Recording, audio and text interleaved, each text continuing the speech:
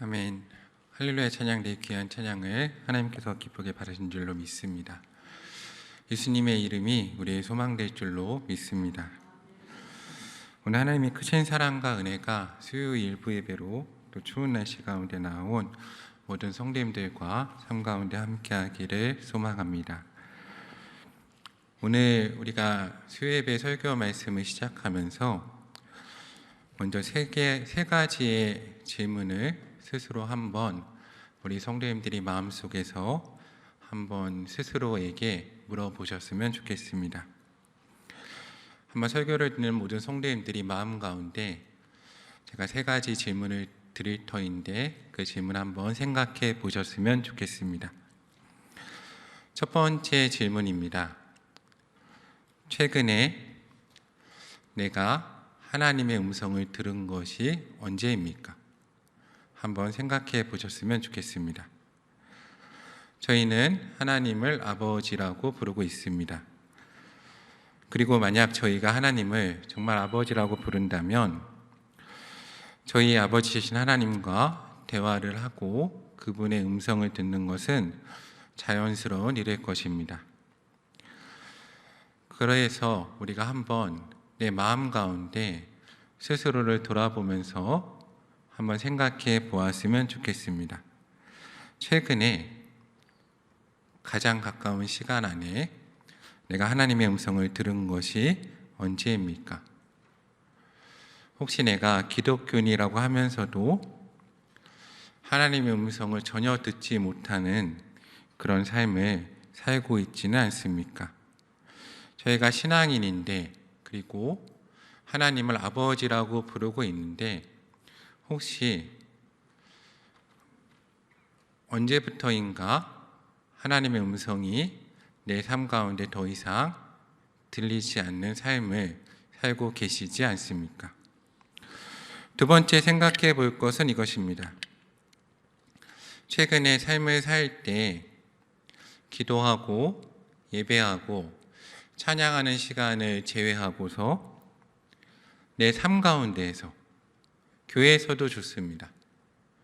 혹은 길을 가다가 내가 하나님 아버지라고 하나님께 말을 건 것이 언제입니까?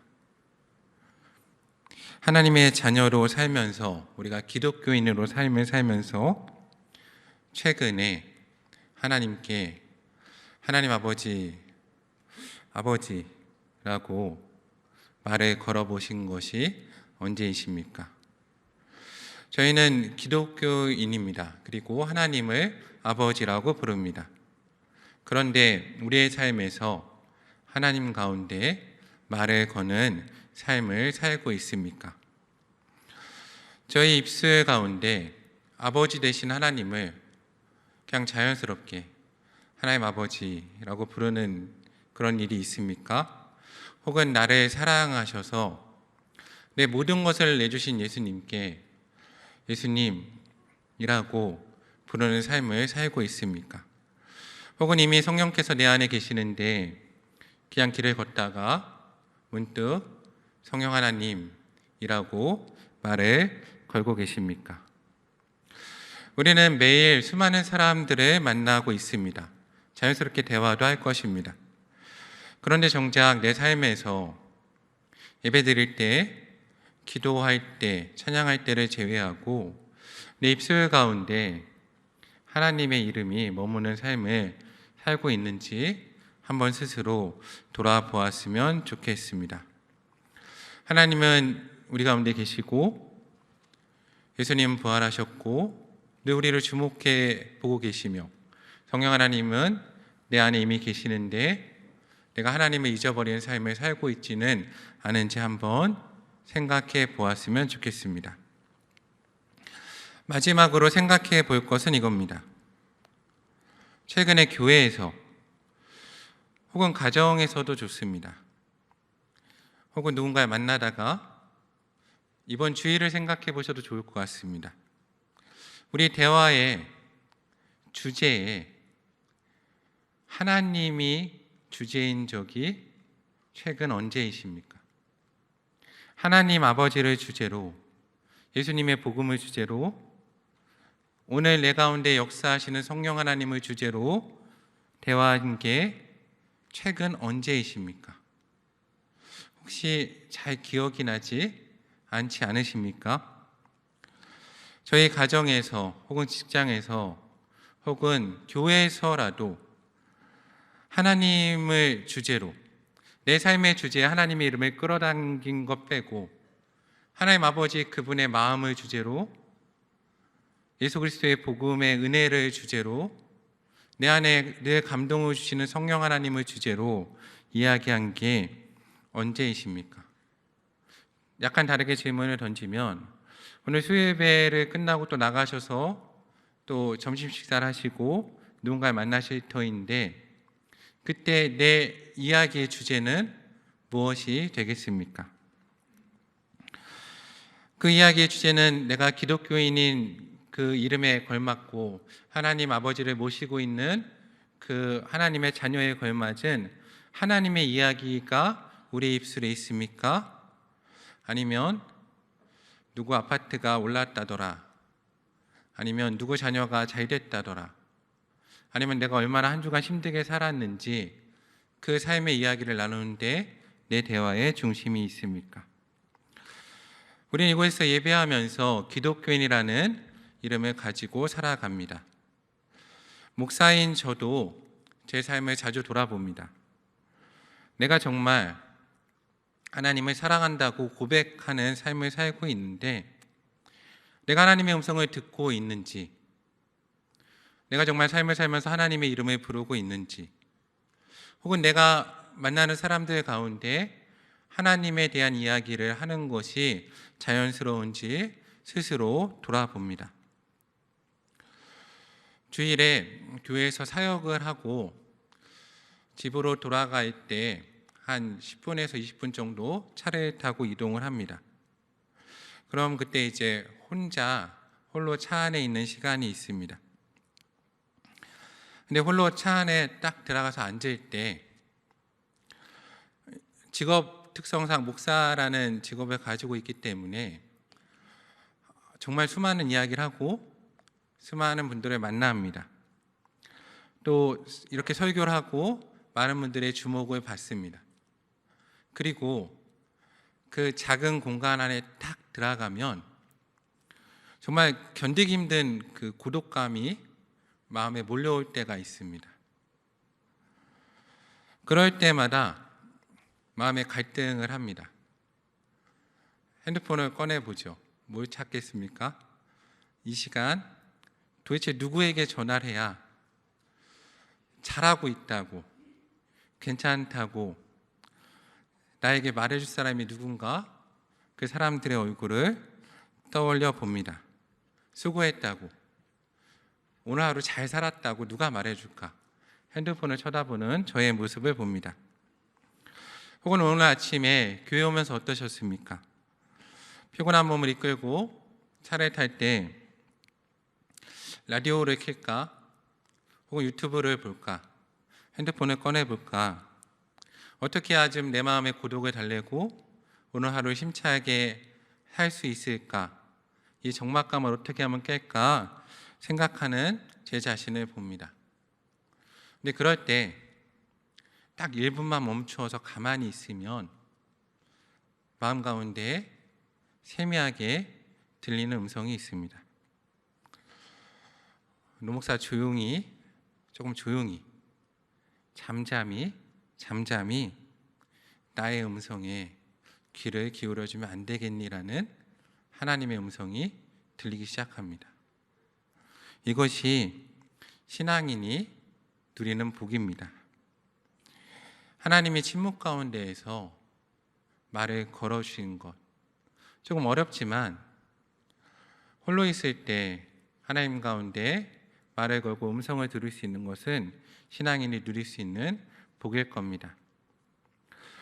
우리는 수많은 예배와 또 코로나 이후에 수많은 설교와 방송, 특히 이제는 이 코로나가 모든 분들이 스마트폰을 접하고 유튜브나 또 카카오톡이나 여러 가지로 정보를 접하는데 아주 익숙한 시대를 살고 있습니다.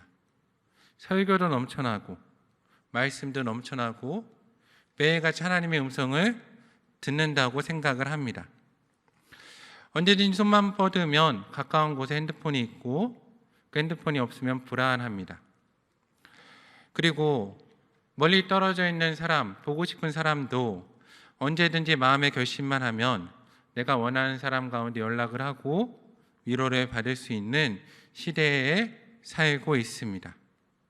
그런데 그렇기 때문에 우리는 하나님의 위로를 구하기 전에 먼저 사람에게 위로를 받는데 너무나 익숙해 있진 않은지 한번 생각해 보았으면 좋겠습니다. 우리의 삶에 문제가 생길 때 언제부터인가 하나님께 무릎 꿇고 기도하기보다는 핸드폰을 먼저 꺼내보고 누구에게 연락을 취해야 되는지, 어떻게 정보를 얻어야 하는지, 그리고 그 정보를 통해서 어떻게 결정을 해야 되는지 우리는 자연스럽게 몸이 움직이는 그런 시대를 살고 있습니다. 정작 문제가 생길 때 하나님 앞에 엎드려서 기도하고 하나님 말씀하시기까지 움직이지 않고 참고 기다리는 삶이 이제는 참 보기 힘든 모습이 되었습니다. 하나님 앞에 홀로 서 있는 삶, 신앙인의 삶, 광야로 걸어 들어가서 홀로 하나님의 음성 앞에 무릎 꿇고 있는 우리의 모습을 찾기 참 힘든 시대가 되었다는 겁니다. 그래서 언제부터인가 설교는 넘쳐나고 하나님의 말씀을 매일 방송으로 듣는데 정작 돌아보면 최근에 정말 나에게 말씀하시는 하나님의 음성을 언제 들었는지 기억하기 참 힘든 시대에 살고 있습니다. 교회 다니면서도 하나님의 음성을 듣지 못하고 그냥 가고 있는 겁니다. 그리고 언제부터인가 신앙인이라고 하면서 내 입술로 삶 가운데 하나님의 이름을 부르는 일이 없고 자연스럽게 카카오톡이나 여러 가지로 내가 들은 정보를 전달하는 데만, 내가 들은 은혜를, 남이 받은 은혜를 전해주는 데만 익숙한 삶을 살고 있지 않은지 한번 생각해 보았으면 좋겠습니다. 그리고 내가 삶에서 기독교인이라고 하면서도 교회에 와서도 아침부터 저녁까지 우리 삶의 정말 대화의 주제에 하나님의 이름이 있는지, 예수 그리스도의 복음이 있는지, 성령 하나님의 역사하심에 대한 이야기가 있는지 한번 우리가 스스로를 돌아보았으면 좋겠습니다. 물론 눈에 확실히 보이는 것, 눈에 들리는 것, 확실한 것은 우리 가운데 지금은 안정감을 줍니다. 그런데 성경에 보면 우리 믿음의 선조들은 광야에 있는 것과 같은 삶을 살았습니다. 히브리서 11장 1절에서 2절 말씀에 보면 믿음에 대해서 우리가 너무나 잘 알고 있는 표현이 있습니다.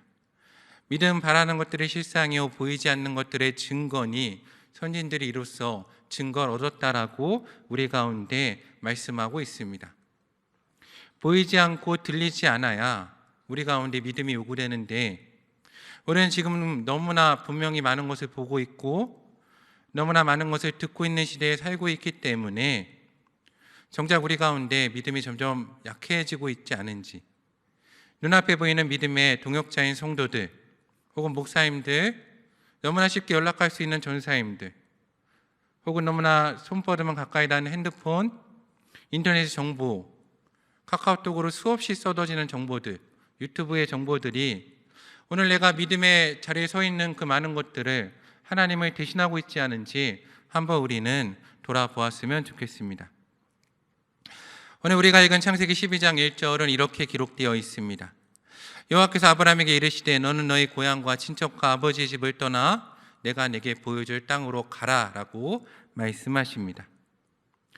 오늘 여호와께서 아브라함에게 말씀하셨습니다. 오늘 아브라함은 여호와 하나님의 음성을 듣는 삶을 살고 있습니다. 그런데 오늘 하나님께서 아브라함 가운데 첫 번째 요구하신 믿음의 결단이 무엇입니까? 바로 고향과 친척과 아버지의 집을 떠나라는 겁니다. 우리가 하나님에 대해서 설명을 할 때 조금 신학적인 용어로 설명을 하면 부동의 동자라는 표현을 씁니다. 어떤 표현인가 하면 하나님이 하나님 되신 이유가 하나님의 출발점에 하나님은 누군가에게 영향을 받지 않으시고 움직이지 않으시면서 다른 사람에게 움직임을 주는 시작이 되는 존재라는 뜻입니다. 하나님께서 하나님 되시는 이유는 누군가에게 영향을 받지 않고 영향을 주고 계시다는 겁니다. 반대로 이야기한다면 우리가 하나님의 성도로서 나의 움직임에 있어서는 하나님께 영향을 받고 있어야 된다는 말입니다. 그리고 내가 누군가에게 하나님처럼 되어서 영향을 주어서도 안 된다는 말입니다. 하나님의 움직임이 시작이 되고 하나님의 출발점이 되셔야 됩니다. 하나님의 아이인데 나에게 영향을 주는 것을 우상이라고 부릅니다. 그리고 내가 하나님처럼 되어서 다른 사람에게 영향을 주려고 하는 것을 내가 또 하나님처럼 되는 것이라고 이야기합니다. 다른 사람의 동기나 목적이 나의 삶에 있어서 하나님보다 앞서서는 안 되는 겁니다. 우리는 하나님이 하나님이 되시는 삶을 살아야 합니다. 그러기 위해서 우리가 할 일은 하나님의 말씀에 귀를 기울여야 합니다. 바로 고향과 친척과 아버지 집을 떠나서 오늘 우리 가운데 말씀하시는 하나님께 귀를 기울여야 할 것입니다. 오늘 창세기 12장 말씀은 아브라함을 부르시는 하나님에 앞서서 창세기 11장의 말씀을 보면 아브라함의 족보 이야기가 나옵니다. 제가 어릴 때 이 족보 이야기를 읽을 때 보면 누가 아브라함이 태어난 이야기 그리고 아브라함의 부모와 아브라함의 형제가 죽은 이야기를 읽고 12장을 읽기 때문에 아브라함이 당연히 이렇게 힘든 삶을 살았고 부모 형제가 죽었으면 이곳을 떠나서 가는 게 맞다라고 생각하면서 성경을 읽었습니다. 그런데 오늘 성경을 자세히 읽어보면 그렇지 않습니다. 창세기 11장 32절을 보면 데라, 아브라함의 아버지 데라는 205세가 되어서 죽습니다. 그리고 창세기 12장 1절에 하나님께서 데라의 205세 죽음 이후에 아브라함을 부르신 것처럼 이야기하십니다. 그런데 오늘 성경을 조금 계산을 해보면 약간 다르게 이해가 됩니다. 데라가 아브라함을 낳은 것은 창세기 11장 26절의 말씀을 보면 70세입니다. 아브라함을 70세에 낳았습니다. 그리고 하나님께서 아브라함을 부르신 것은 창세기 12장 4절의 말씀을 보면 75세입니다. 즉 하나님께서 아브라함을 부르실 때의 나이는 데라의 나이는 몇 세입니까? 아브라함의 아버지 데라의 나이는 145세입니다. 그리고 데라가 205세가 되어서 죽었으므로 아브라함이 하란을 떠난 이후에 데라는 60년을 더 살았습니다. 그런데 성경은 왜 우리 가운데 마치 데라가 죽은 이후에 아브라함이 떠난 것 같이 기록하고 있겠습니까? 오늘 성경은 우리 가운데 말씀으로 믿음의 결단을 요구하고 있는 겁니다. 오늘 아브라함에게 그리고 많은 신앙의 선조들에게 믿음은 결단을 요구합니다. 내가 오늘 붙들고 있는 것들, 오늘 나에게 영향을 주고 있는 많은 것들, 익숙한 것들로부터 떠나서 가라고 말씀하고 있는 겁니다.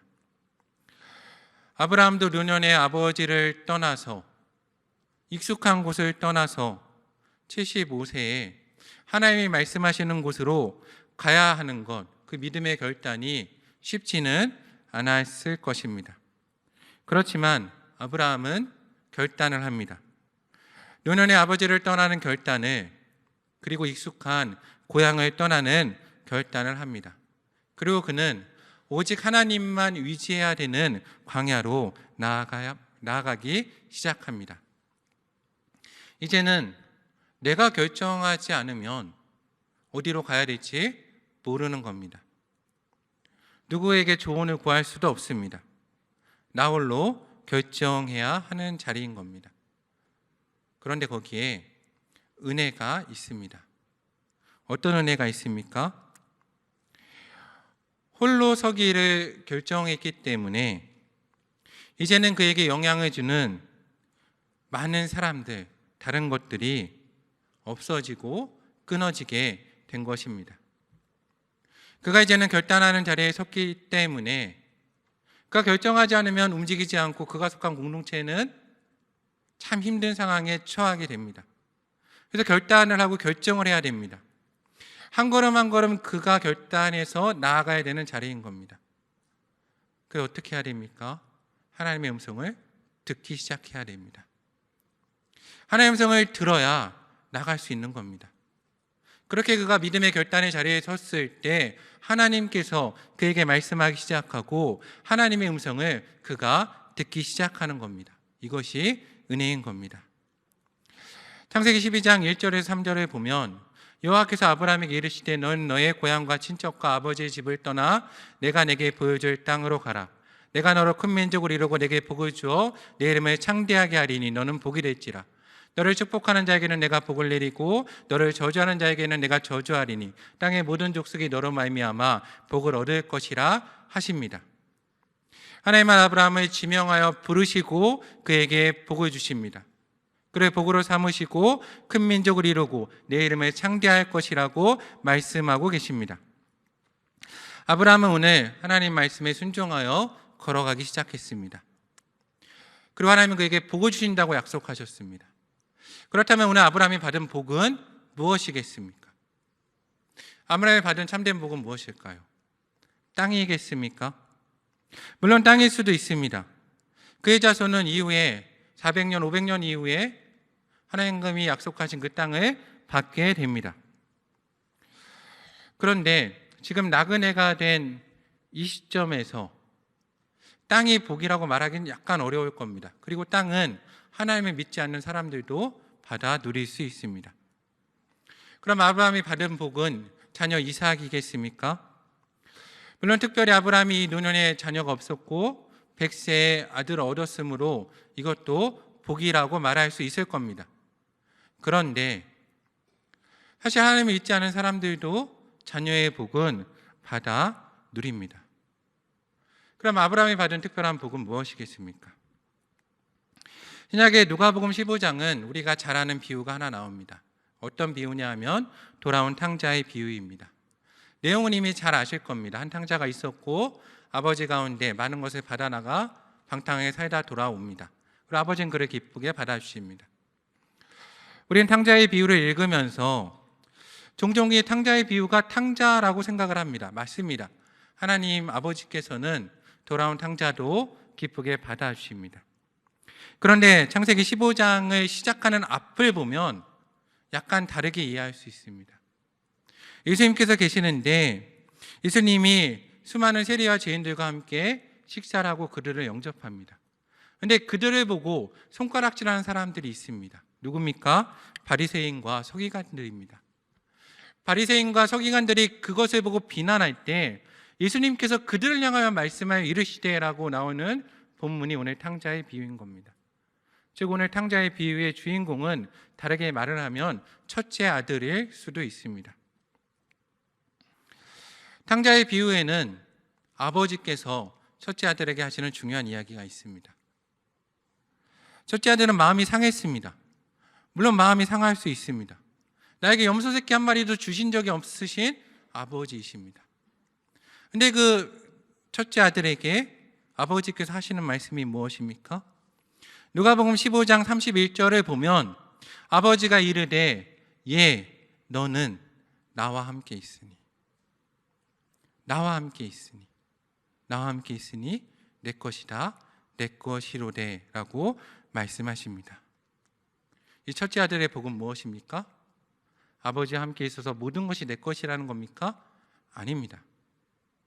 그 복은 무엇입니까? 오늘 아버지와 함께 있다는 겁니다. 오늘 하나님과 동행하는 삶, 그것이 첫째 아들의 복입니다. 그러면 아브라함이 받은 복은 무엇이겠습니까? 그 행진하여 나아가는 그 길에, 모든 것을 버리고 나아가는 그 길에 하나님이 동행하기 시작하신다는 겁니다. 그리고 그가 하나님의 음성을 듣기 시작합니다. 이것이 은혜인 겁니다. 창세기에 보면 중요한 복에 대한 이야기가 있습니다. 창세기의 중요한 흐름 가운데 하나가 장자권입니다. 이 장자의 권리, 하나님의 크신 복 가운데 하나입니다. 가인과 아벨이 제사를 드릴 때 장자권은 누구에게 있습니까? 가인에게 있습니다. 가인과 아벨이 제사를 드리지만 아벨이 선한 제사를 드렸지만 아벨은 하나님의 음성을 듣지 못했습니다. 누가 하나님의 음성을 듣습니까? 가인이 하나님의 음성을 듣습니다. 들은 하나님의 음성을 전해준다고 아벨을 꿰낸 겁니다. 물론 하나님의 음성을 듣고 그걸 복으로 누리지 못했습니다. 하나님의 음성이 복이었음에도. 에서도 마찬가지입니다. 에서는 팥죽 한 그릇에 장자권을 팔아버립니다. 장자의 권리, 매번 제사를 드리고 하나님 앞에 나아갈 때 나아갔던 에서는 그 예배의 자리 장자권이 귀찮았을 수도 있습니다. 그래서 팥죽 한 그릇에 팔아버립니다. 하나님의 음성을 듣는 권리를. 그가 이것을 몰랐겠습니까? 아닐 겁니다. 왜 그렇습니까?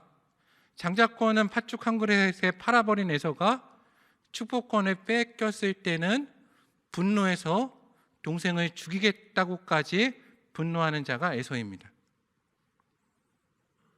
반대로 야곱은 장자권도 얻고 축복권도 얻었습니다. 그런데 야곱의 삶을 돌아보면 실제로 야곱이 얻은 건 하나도 없습니다. 땅도 얻지 못했고 그의 모든 재산도 형 에서가 가져갔습니다. 그리고 그는 도망자가 됩니다. 그런데 야곱이 장자권을 얻고 축복권을 얻은 바로 그 순간부터 야곱의 삶에서 한 가지 변화가 일어납니다. 무엇입니까? 하나님이 그와 동행하시기 시작하고 하나님의 음성이 들리기 시작합니다. 이게 장자권의 권리인 겁니다. 그래서 창세기 후반의 주인공이 요셉으로 우리는 알고 있지만 요셉이 꿈은 해석하지만 직접적으로 하나님의 음성을 한 번도 듣지 못합니다. 하나님의 음성을 끝까지 듣는 사람은 야곱입니다. 이것이 장자권의 권리인 겁니다. 하나님의 음성을 들을 수 있는 것, 이것이 기독교인에게, 아니 모든 사람에게 가장 큰 축복일 것입니다. 오늘 하나님은 우리를 축복의 자리로 부르십니다. 우리 가운데 축복은 무엇입니까? 재산이 많이 불어나는 겁니까? 땅이 생기는 것이겠습니까? 자녀가 생기는 것이겠습니까? 기독교인에게 복은 무엇입니까? 하나님과 동행하며 오늘 참은 참 힘들지만 하나님의 음성이 내 가운데 들리기 시작하는 것, 이것이 기독교인의 복일 것입니다. 올해 영락교회 주제는 행진하여 가라입니다. 올해 주제의 말씀을 읽고 묵상을 하면서 많은 생각을 합니다. 특별히 고등부 목사로서 학생들과 교사들 가운데 이제는 애굽에 그 익숙했던 화덕을 떠나서 만나와 메추라기로만 먹고 살아야 하는 광야로 가자라고 이야기해야 합니다. 매일 장막을 치고 매일 장막을 걷는 삶, 매일같이 어디로 가야 될지 모르지만 구름기둥이 일어나면 일어나야 되고 구름기둥이 멈추면 멈추는 삶 가운데 나아가는 것이 행진하는 것입니다. 어떻게 설득해야 될지 매일 고민을 해봅니다. 그래도 우리 학생들은 40년 후에 그 땅을 차지할 은혜도 있지만 저 세대만 해도 혹시 차지하지 못한 초세대가 되지 않을지 고민도 있습니다. 근데 왜 나가야 하겠습니까? 출애굽기 5장 3절에서 하나님께서는 모세를 보내시면서 모세에게 바로에게 가서 이렇게 말하라고 합니다. 그들이 이르되 히브리인의 하나님이 우리에게 나타나셨은즉 우리가 광야로 사흘 기쯤 가서 우리 하나님 여호와께 뭘 하려 하오니 제사를 드리려 하오니 가도록 허락하소서. 왜 우리는 광야로 내 삶에 익숙한 곳을 떠나서 행진하여 나아가야 하겠습니까? 첫 번째, 하나님께서 우리 가운데 말씀하셨기 때문입니다. 오늘도 교회를 통해서 선포되는 하나님의 말씀을 우리는 듣고 있습니다. 우리는 교회를 통해서, 성경을 통해서, 설교의 말씀을 통해서 전해진 하나님의 말씀을 들었습니다. 하나님의 말씀을 듣고 순종해야 될 것입니다. 그리고 우리가 가야 되는 두 번째 정말 중요한 이유는 무엇입니까? 바로 우리가 저 광야로 가서 제사를 드리고 예배를 드리고 하나님의 음성을 듣기 위함입니다. 세상의 분주한 소리, 나에게 자꾸 영향을 주려는 우상들을 떠나서 하나님께 집중할 수 있는 광야로 나아가 예배를 드려야 하는 겁니다. 오늘 아브라함도 마찬가지입니다. 아브라함이 고향과 친척과 아버지 집을 떠나서 누린 은혜는 하나님의 음성이 들리기 시작한 것입니다. 정확히 말하면 그가 제단을 쌓고 예배를 드리기 시작했을 때 하나님의 음성이 들려오기 시작했습니다. 창세기 12장에서 하나님이 아브라함을 부르실 때, 하나님이 아브라함에게 말씀하실 때 우리 아이들 가운데 하나님을 어떻게 만나는지 설명하는 데 참 어려움을 겪습니다. 왜냐하면 12장에는 하나님의 전체적인 택하심과 은혜만이 있기 때문에 우리가 해야 될 일은 없습니다. 그런데 12장의 부르심 이후에는 하나님이 그에게 말씀하실 때 아브라함이 정확하게 하는 일들이 있습니다. 무엇입니까? 제단을 쌓고 예배를 드리기 시작하는 겁니다. 바로 그때 하나님이 그 가운데 말씀하십니다. 오늘 창세기 12장 7절에서 8절 말씀입니다. 여호와께서 아브라함에게 나타나 이르시되 내가 이 땅을 내 자손에게 주리라 하신지라. 자기에게 나타나신 여호와께 그가 그곳에서 제단을 쌓고 거기서 베델 동쪽으로 옮겨 장막을 치니 서쪽은 베델이요 동쪽은 아이라. 그가 그곳에서 여호와께 제단을 쌓고 여호와의 이름을 부르더니. 아멘. 그는 제단을 쌓고 하나님의 이름을 부르기 시작합니다. 이것이 그의 삶의 은혜인 것이고 참된 복인 것입니다. 그가 행진하여 나아가지 않았다면 얻지 못했을 복, 하나님과 동행하며 하나님의 음성을 듣는 복을 이제 그는 받아 누리기 시작하는 겁니다. 사랑하는 연합교회 성도님들, 제가 설교 처음에 들었던 세 가지 질문을 생각해 보셨으면 좋겠습니다. 최근에 하나님의 음성을 들으신 게 언제이십니까? 두 번째로, 최근에 삶의 자리에서 하나님의 이름을 부르신 게 언제이십니까? 세 번째로, 하나님의 이름으로 대화한 게 언제이십니까? 왜 우리에게 하나님의 음성이 들리지 않을까요? 왜 우리 입술에서 하나님의 음성이, 이름이 사라졌겠습니까? 왜 우리의 대화에서 하나님의 더 이상 대화의 주제가 되지 않겠습니까? 혹시 내가 아직도 행군 나팔이 울렸는데 갈대아 우르에 애굽의 화덕 곁에 앉아 있지 않습니까? 혹시 정말 내가 마음 아프게 에서와 같이 이미 장자권을 받고 축복을 받는 그 자리에 있는데 내가 너무나 예배를 소홀하게 생각하고 있지는 않습니까? 저는 교육부 목사로 청소년 사역을 한 20년 정도 했습니다. 청소년 사역만 하면서 교육부 목사를 해보니까 참 쉽지 않습니다. 다사다난하고 많은 일들이 있습니다. 매 순간 긴장이 됩니다. 매주 설교를 해야 되고 매주 아이들을 만나야 되고 매주 문제를 해결해야 됩니다. 참 어려운 순간이 많았습니다. 이제 끝인가? 더 이상 청소년 사역은 못하겠다. 매 순간 생각합니다. 그런데 길을 걷다가 하늘을 쳐다보면서 하나님 끝인가요? 라고 말을 하면 아니, 여기까지 왔으니까 내가 이제부터 해주겠다라는 하나님의 음성이 들립니다.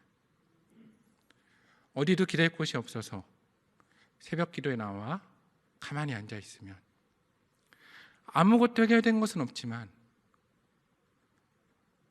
설명할 수 없는 하나님의 평안이 마음에 몰려오는 것을 느낍니다. 하루 종일 사역에 시달리다가 주위로 찬양 예배에 앉았을 때, 눈을 감고 있을 때 찬양 소리와 함께 하나님 주신 평안이 마음에 적셔듭니다. 그것이 은혜라고 합니다. 2022년도 우리는 행진하여 나아가야 합니다. 우리가 익숙했던 곳, 고향과 친척과 아버지의 집을 떠나서 매 순간 하나님만을 의지해야 갈 수 있는 곳으로 가야 합니다. 근데 그곳에는 우리가 생각했던 복이 없을 수도 있습니다. 땅도 험하고 길도 험하고 만나만 먹어야 될 수도 있고 매일 장막을 걷었다 쳤다 해야 될 수도 있을 것입니다. 그럼에도 불구하고 행진해야 가는 이유가 무엇입니까? 거기에 참된 복이신 하나님께서 계시기 때문입니다. 그 하나님이 우리와 동행해 주실 것이고 매 순간 우리 가운데 말씀해 주실 것이고 우리가 이 길을 걷다 하나님의 이름을 부르시면 응답해 주실 것이고 그곳에서는 우리의 대화의 주제가 하나님이 될 것이기 때문입니다. 그래서 행진과 예배는 함께 가야 합니다. 그래서 올해의 주제가 행진하여 가라이면서 또 우리가 5위 코스로 가정 가운데 삶 가운데 예배를 가지고 들어갑니다. 매 순간 삶의 자리에서 예배에 힘쓰시고 이제는 하나님의 이름을 삶으로 가지고 들어가서 행진하는 성도님들이 되시길 바랍니다. 그래서 어디에서도 하나님의 음성이 들리는 삶을 살며 내가 하나님의 이름을 부를 때 하나님의 응답하시는 복을 받아 누리며 오늘 내 가정의 대화의 주제가 하나님이 됨으로 이제 하나님의 천국을 삶 가운데서 누리시는 사랑하는 은학교와 성도님들 되시기를 주님의 이름으로 간구합니다. 함께 기도하겠습니다. 참 좋으신 사랑의 하나님 감사합니다. 하나님 우리 가운데 말씀해 주시면 감사드립니다. 우리가 말씀에 순종하게 하시고 그 말씀에 순종하여 행진하여 갈 수 있도록 하여 주시옵소서. 하나님 우린 연약합니다. 매 순간 말씀하시고 우리가 부를 때 응답하시고 우리의 대화의 주제가 하나님이 되는 역사를 허락해 주시옵소서. 사랑의 예수님 이름으로 간절히 기도합니다. 아멘.